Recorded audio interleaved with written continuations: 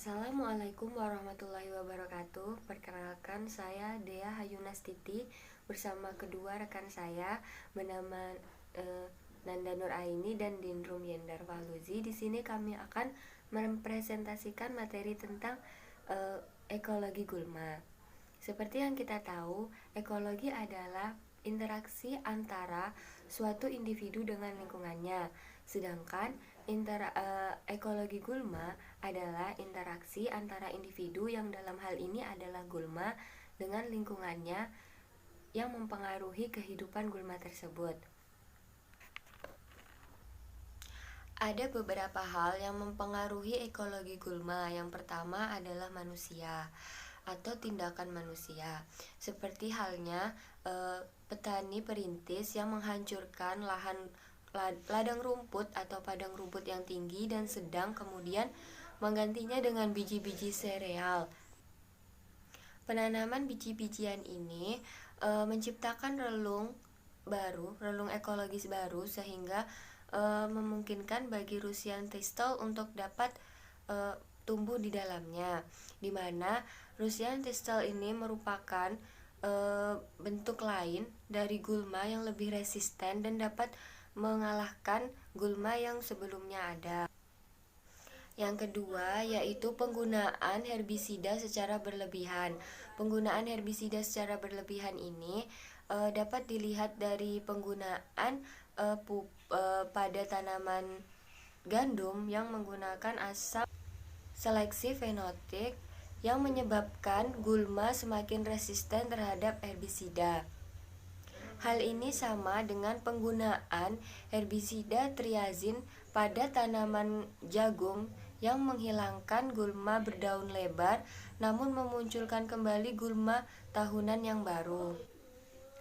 Pemahaman mengenai ekologi gulma ini membuat kita dapat memahami bagaimana cara melakukan pencegahan, pengendalian, dan pengolahan gulma yang sesuai dengan prinsip ekonomi maupun prinsip biologis. Gulma sangat rentan terhadap adanya herbisida, sehingga hal ini menimbulkan adanya resistensi dari gulma tersebut.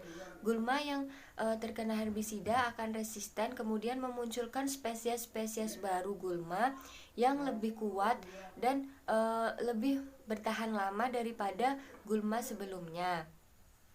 Itulah salah satu alasan mengapa pengelolaan gulma ini perlu dilakukan.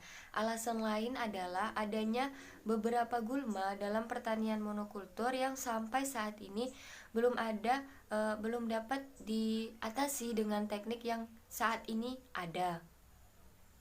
Alasan selanjutnya adalah masalah gulma ini baru muncul ketika adanya pengelolaan lahan yang secara minimum atau kurang maksimal. Kemudian adanya faktor ekonomi yang menyebabkan harus adanya pengendalian terhadap gulma tersebut, serta adanya kesadaran dari individu, baik itu petani ataupun peneliti, untuk dapat lebih peduli terhadap lingkungan dan terhadap ekologi dari gulma itu sendiri. Aspek lingkungan lainnya yaitu yang pertama adalah iklim. Iklim meliputi tentang suhu, cahaya, kemudian kelembapan, dan lain-lain. Sedangkan yang kedua yaitu tanah, seperti kelembaban, aerase, kemudian kesuburan tanah, kecukupan hara dalam tanah, dan lain-lain.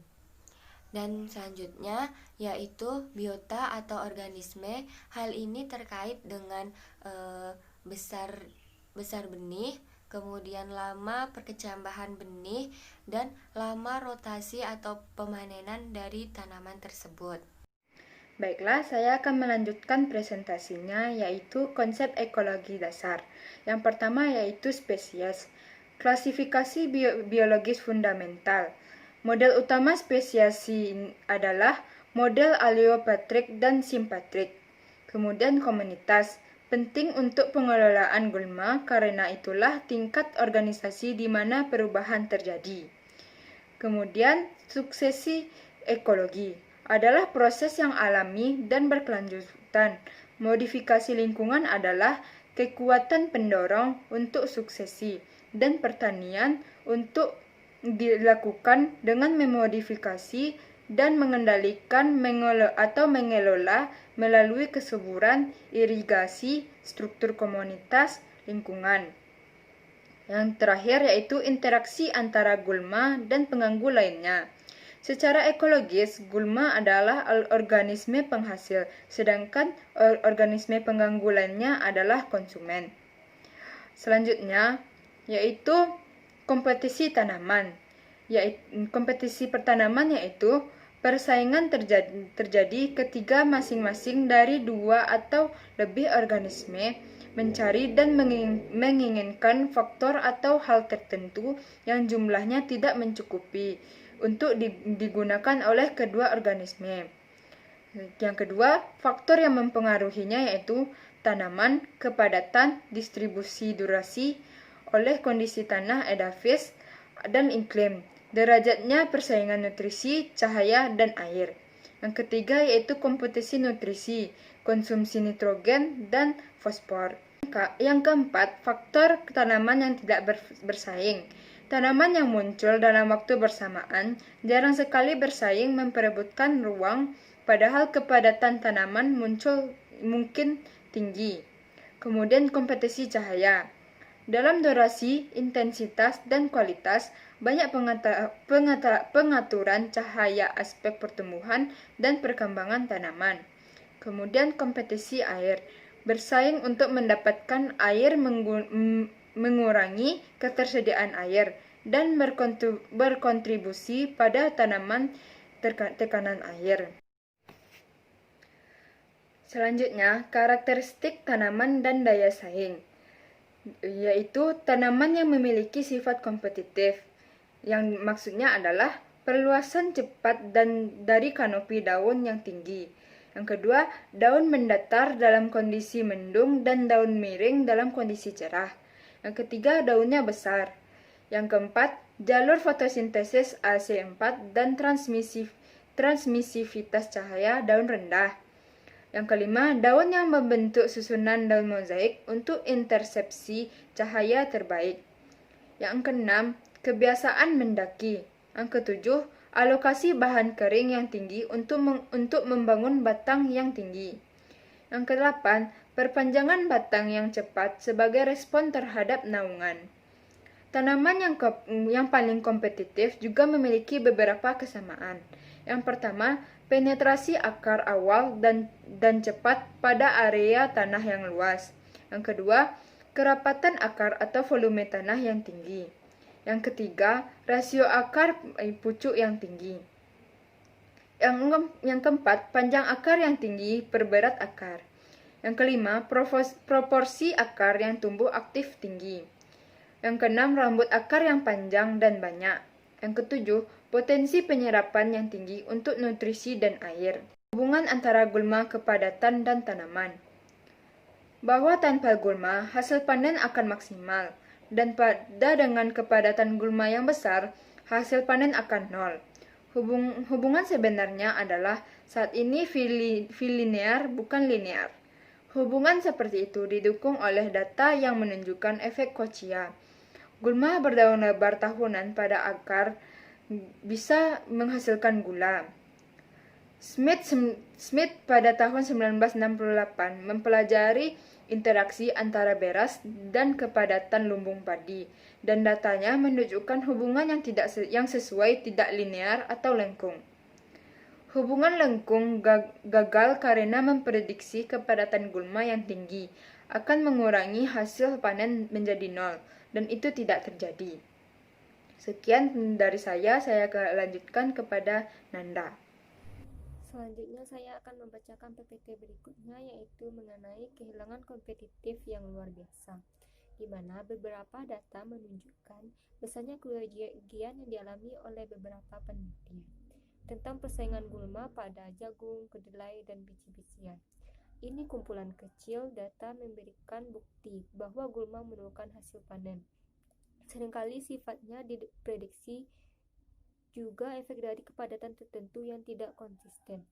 Dalam studi persaingan Itu penting untuk menentukan secara tepat jumlah gulma dan tanaman per unit luas serta hubungan kompetisi antara keduanya. Selanjutnya yaitu analisis ekonomi. 3 hasil panen gandum potensial. Apa untungnya atau kerugian akan untuk penyemprotan? Mengingat nilai tertentu gandum dan semprotan yang ditentukan termasuk biayanya. Jika hasil gandum diperkirakan 15 atau 20 ganteng, biaya pengendalian gulma akan melebihi hasil yang akan diperoleh. Sebuah kumpulan data yang serupa membantu pengambilan keputusan tentang pengendalian gandum liar seperti barley, gandum, atau rami, menunjukkan potensi kehilangan hasil untuk masing-masing tanaman dari kepadatan gandum liar yang dapat ditentukan oleh petani. Selanjutnya yaitu mengenai durasi kompetisi, di mana data menunjukkan bahwa hasil panen berkurang jika padi disiangi dalam waktu singkat setelah tanam. Saat disiangi selama 40 hari, hasil mencapai maksimal dan tidak ada manfaat dari penyiangan 10 hari lagi. Di jalan yang sama, jika gulma dibiarkan tumbuh hingga 20 hari setelah tanam dan kemudian dibuang, tidak ada pengaruh pada hasil. Oleh karena itu, padi dan banyak tanaman lainnya dapat berkompetisi dengan gulma di awal musim tanam dan tidak harus menyiangi segera. Periode kritis merupakan periode setelah penyemaian ketika kompetisi gulma gagal mengurangi hasil, tetapi setelah itu kehadiran gulma tidak mengurangi hasil. Hal ini terjadi karena ditemukan untuk beberapa tanaman. Ini adalah waktu antara periode awal bebas gulma yang dibutuhkan dan lamanya kompetisi ditoleransi.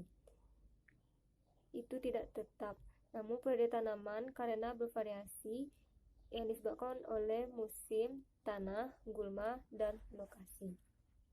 Selanjutnya yaitu model matematika persaingan. Ilmuwan gulma tidak perlu lebih banyak percobaan untuk menetapkan bahwa gulma merugikan. Faktanya, pentingnya untuk model bantuan keputusan didasarkan pada pengetahuan mengenai efek gulma. Model menggabungkan konsep ambang atau titik awal untuk efek gulma. Setidaknya ada jenis ambang batas yang digunakan dalam bantuan keputusan model dalam Koppel dan Mortensen tahun 1992.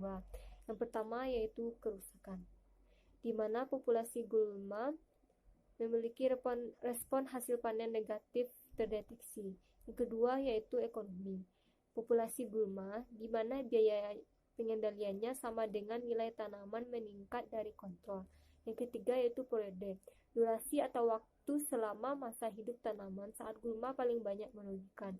Dan yang keempat yaitu tindakan, titik di mana tindakan pengendalian harus dimulai. Sekianlah yang dapat saya sampaikan. Jika ada kesalahan, saya mohon maaf. Wabillahi taufiq wal hidayah. Assalamualaikum warahmatullahi wabarakatuh.